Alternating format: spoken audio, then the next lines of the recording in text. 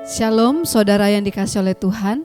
Immanuel Morning Greetings kembali menyapa dan memberkati Bapak Ibu dimanapun berada. Mari kita berdoa. Tuhan, mohon berkat-Mu atas firman yang akan kami baca dan kami renungkan.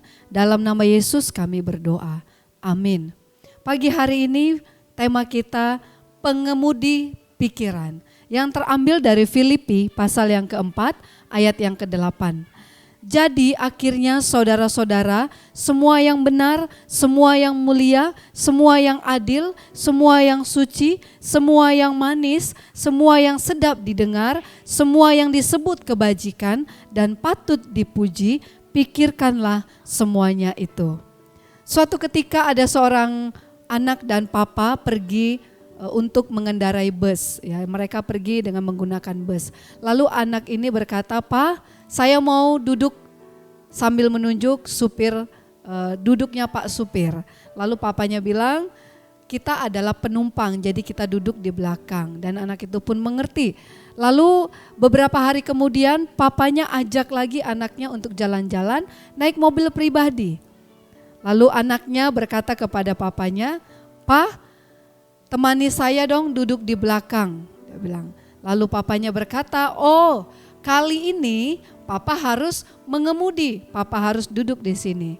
Nah, saudaraku yang dikasihi oleh Tuhan, hidup ini ibaratkan seperti seorang pengemudi dan seorang lagi sebagai penumpang. Di mana dikatakan bahwa penumpang dan pengemudi. Kapan kita sebagai penumpang, kapan kita sebagai pengemudi untuk perjalanan kehidupan kita sehari-hari. Biarkan Tuhan membawa kita melintasi rute yang Dia inginkan. Tetapi untuk pikiran kita sang pengemudi. Jadi untuk pikiran kita adalah pengemudi. Kita bertugas mengarahkan kemana pikiran itu pergi, kemana pikiran itu memutuskan, apa yang harus dia lakukan. Segala yang melintas di pikiran kita ialah tanggung jawab kita. Maka Rasul Paulus mengingatkan dalam bagian Filipi untuk kita memikirkan apa yang Tuhan pikirkan. Hal yang manis, hal yang mulia, hal yang sedap didengar, hal yang adil dan lain sebagainya.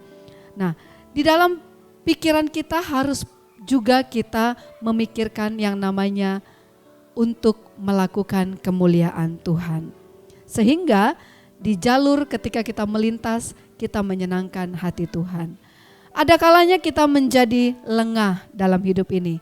Seharusnya mengemudikan pikiran, malah duduk santai di kursi penumpang. Segeralah kemudi diambil oleh iblis. Maka kita harus berjaga-jaga supaya pikiran kita tidak dikendalikan oleh iblis. Berjagalah supaya kita tidak terbawa arus kehidupan.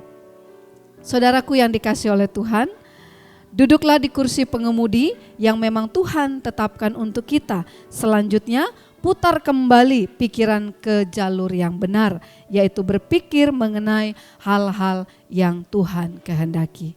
Kata bijak kita sepanjang hari ini, jangan abaikan kursi kemudi pikiran yang ada di posisi paling depan, karena disitulah tempat duduk kita. Jadi jangan abai, pakailah pikiran kita, dan kitalah pengemudinya.